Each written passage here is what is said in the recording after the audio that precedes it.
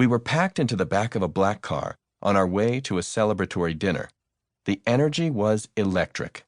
My clients and I had just spent the last 8 hours talking about the things teams never get a chance to talk about, starting with the ultimate question, what's stopping you from doing the best work of your life? Pent up for so long, the possibility of actually addressing what held them back had awakened something deep within this team. The banter from the room had continued into the hall, the elevator, and now the car. "What about our monthly strategy review?" one of them said. "Does anybody actually get value out of that thing?" Those words hung in the air for a few seconds before everyone snapped back, "No!" The team leader turned around from the front seat and looked everyone in the eye. "If you don't need it, I guess I don't need it either." Well, that did it. From what I could gather in the commotion, this leadership team and the people that reported to them spent an inordinate amount of time each month preparing for and attending what essentially amounted to a glorified update meeting. I took the bait. "How much time, ballpark, would you say you spend on that meeting?" They started doing the math. First, they had the cost of the meeting itself, which was more than 3 hours long and included almost 40 people. Then there was the preparation time for those senior leaders. They had to be sure they knew what they were talking about when questions came up. Add to that the time their team spent preparing the material, hundreds of pages of PowerPoint, many of which routinely didn't get used or seen, and so on. They rattled it off, and I tallied it up. By the time we got to the restaurant, we had a good back-of-the-napkin estimate.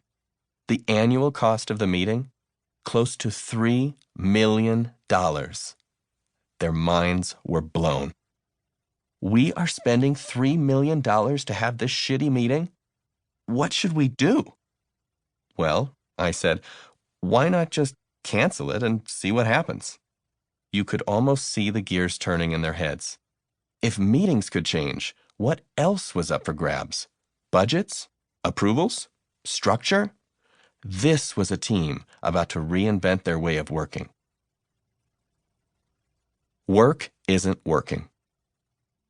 No matter where I go in the world, and my work has taken me to 15 countries and 5 continents, I meet leaders and teams who are frustrated. We are all confronted with the fact that the scale and bureaucracy that once made our organizations strong are liabilities in this era of constant change.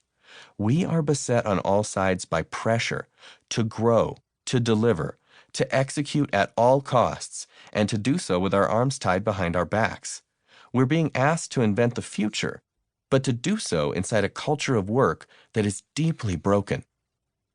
We don't have enough time to do our work, but we pack our days with endless meetings. We don't have the information we need, but we are buried in emails, documents, and data. We want speed and innovation, but we run from risk and inhibit our best people. We claim to work in teams, but we don't really trust one another. We know the way we're working isn't working, but we can't imagine an alternative. We long for change, but we don't know how to get it. Today, we face an array of systemic challenges in our economy, our government, our environment, all stemming from our inability to change. We are addicted, in spite of ourselves, to the siren song of bureaucracy. Gratuitous hierarchies, plans, budgets, and controls abound, but they aren't working like they used to. In the face of complexity, our legacy organizations, the traditional institutions that make up much of the modern world, are failing us, and we know it. Yet we do nothing, paralyzed by the fear of losing whatever control we have left. Simple sabotage. Think back on your career, whether that's a few years or a few decades. Think about the things that have frustrated you. What has held you back? What do you wish you could change? Now listen to the following instructions and see if you recognize them. Have you ever seen a colleague behave this way? 1. Insist on doing everything through channels. Never permit shortcuts to be taken to expedite decisions. 2. Make speeches. Talk as frequently as possible and at great length. Illustrate your points by long anecdotes and accounts of personal experiences. 3. When possible, refer all matters to committees for further study and consideration. Attempt to make the committees as large as possible, never less than 5. 4. Bring up irrelevant issues as frequently as possible. 5. Haggle over the precise wordings of communications, minutes, resolutions. 6. Refer back to matters decided upon at the last meeting and attempt to reopen the question of the advisability of that decision. 7. Advocate caution. Be reasonable and avoid haste, which might result in embarrassments or difficulties later on. 8. Be worried about the propriety of any decision. Raise the question of whether such action as is contemplated lies within the jurisdiction of the group or whether it might conflict with the policy of some higher echelon. 9. When training new workers, give incomplete or misleading instructions. 10. Hold conferences when there is more critical work to be done. 11. Multiply the procedures and clearances involved in issuing instructions, paychecks, and so on. See that 3 people have to approve everything where 1 would do. 12. Apply all regulations to the last letter. Are you laughing? Most of the leaders I know can't make it through that list without howling. They've seen it all before. Hell, they've seen it this week. Now, perhaps you've spent your career in startups and none of that struck a chord for you. That's good.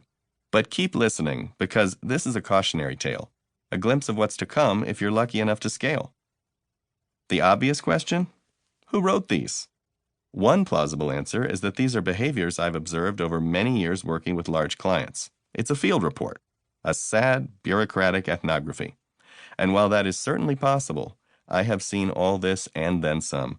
The actual source is far more unexpected and profound. In fact, it's almost unbelievable.